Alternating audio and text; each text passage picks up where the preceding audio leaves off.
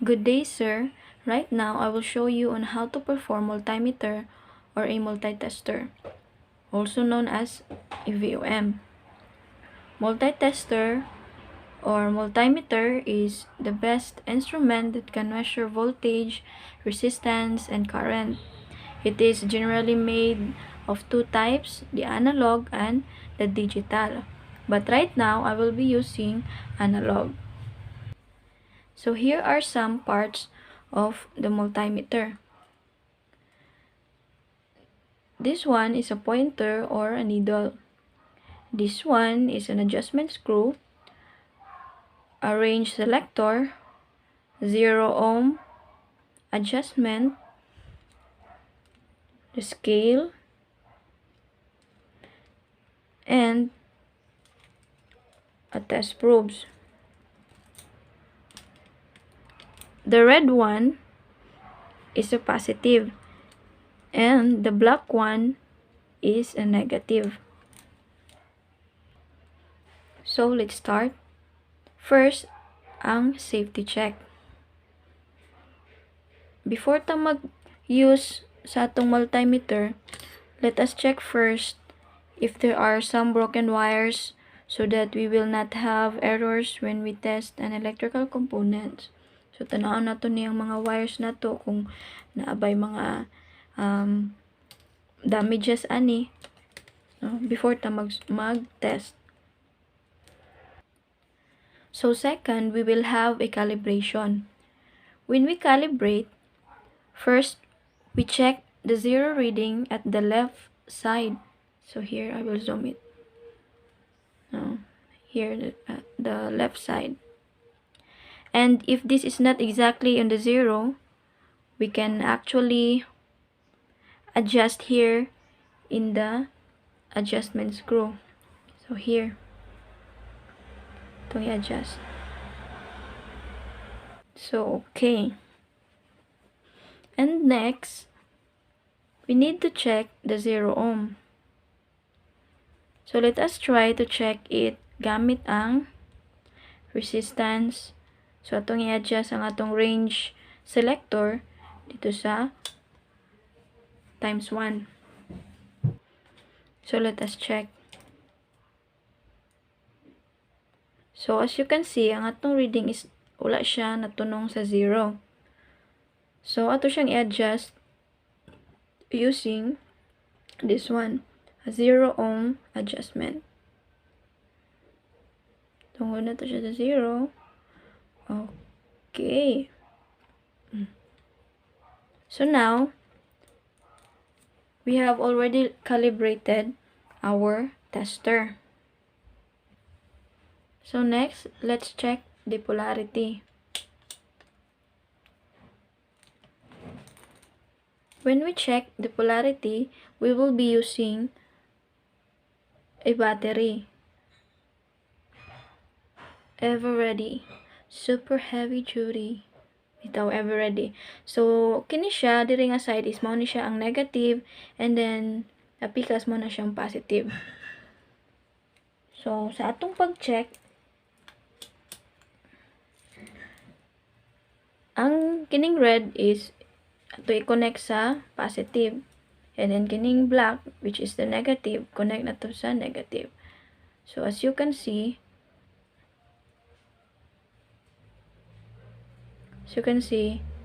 the needle, ambot pasabot ana, the needle is nag-deflect siya, ambot pasabot ana is good ang battery. And then, if ever, ang positive, I will connect it to the negative, and then the negative, connect it to the positive. Ang mahitabo sa needle is, ang iyang deflection is pa-left. Okay. So that's how we check the polarity. So next, let us check the continuity. Actually, ang uban nga mga tester naa sila'y light continuity indicator, no? Pero kining aqua is wala ni siya light continuity indicator. So I will be using right now ang resistance scale to check the continuity. So by checking continuity, I will be using these wires.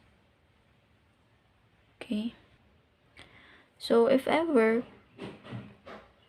ang wire is wa gid siya color, maglisod ta kung saan na to pagpangita ang end sa wires nga connected. So if this wire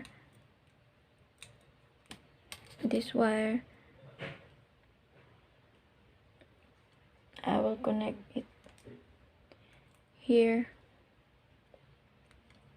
the other one, no? And here is wala siya nag-deflect, so wala siya continuity. If I will put it here, transfer it here in the white one, so nag-deflect siya. So it means mao ni siya ang iyang end sa wire.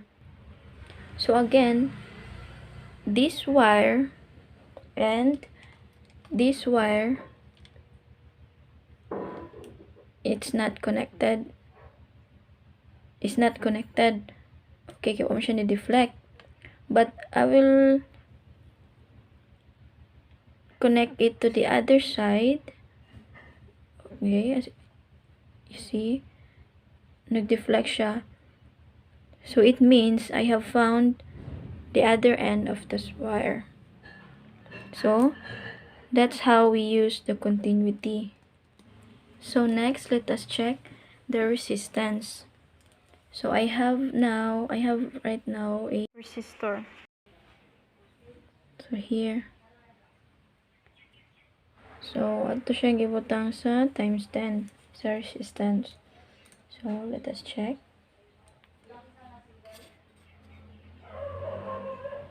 So naa siya sa 9.5. So 9.5 times 10 is 95 ohms. So next is the DC voltage. So ang DC voltage, ang DC is naa siya polarity. So siya put it into the 10. So polarity, the positive here, then the negative. So yung reading is na siya sa 1.8 volts. So next is ang AC voltage. So when we check the AC voltage, kinahanglan nga careful ta sa atong pag-check. Kay naay tendency nga basin madaot, digin basin madaot yun ang imong multimeter if nasayop ta sa atong pag-check. Okay? So right now, I will be using an alligator clips here. Mama. Then,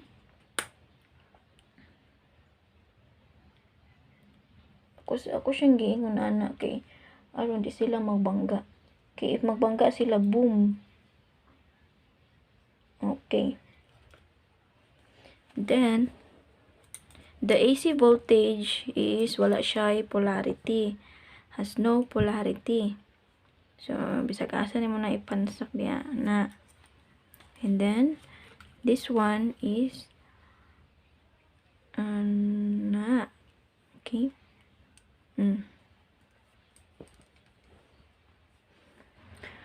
So we adjust the range into the highest range if we do not know the voltage. So kay AC man atong gina-check. So dito ta sa AC. So 500. So let us check.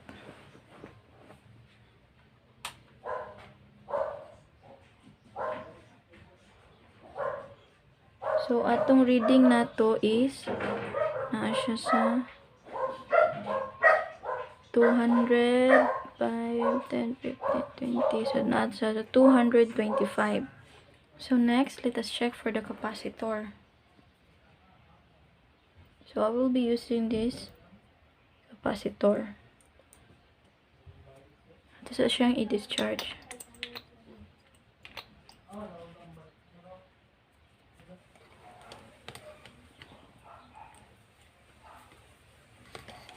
Hindi man siya. So, tanggalhin.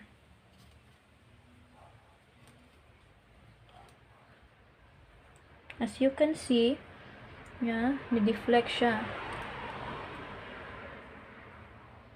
It means it is a good capacitor. If mo deflect siya padulong dito and then mubalik din siya, muna siya ang good pasabot sa good capacitor. So good siya. Di siya bad. Okay? Again and again. Okay, ana. So that's how we check the capacitor. That's all, sir. Thank you.